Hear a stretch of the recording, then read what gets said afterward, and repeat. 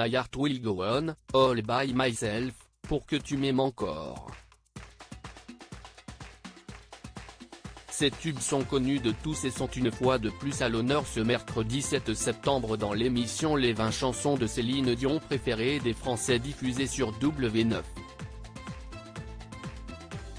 L'occasion de revenir sur l'immense et spectaculaire demeure, appelée Jupiter Island dont était propriétaire la star québécoise jusqu'à ce qu'elle soit vendue en 2017 à un riche homme d'affaires américain pour la modique somme de 38,5 millions de dollars. Je suis fier d'annoncer la vente, avait annoncé le courtier Joseph Montanaro sur Facebook.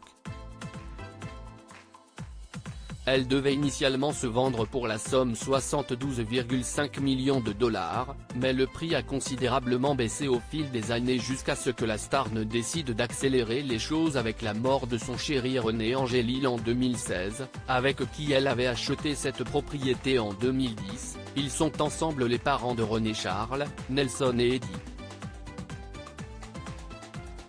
Une maison de rêve, des voisins de luxe. René m'a préparé toute ma vie depuis que j'ai 12 ans. Je n'ai jamais rencontré un autre homme, je n'ai jamais embrassé un autre homme dans ma vie. Il me manque beaucoup, il était mon partenaire, l'homme que j'embrassais, l'homme avec qui je faisais l'amour. Je partageais avec lui mes soucis, mes rêves.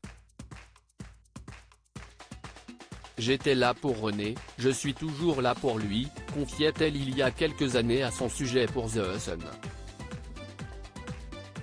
Cette maison située en Floride appartient donc désormais à son passé et le moins que l'on puisse dire, si est qu'elle était hors norme, superficie de 10 000 m², avec 5 pavillons au bord de l'océan Atlantique, 13 chambres, 14 salles de bain, un terrain de tennis, un terrain de golf, 3 piscines dont 2 sont reliées à un parc aquatique.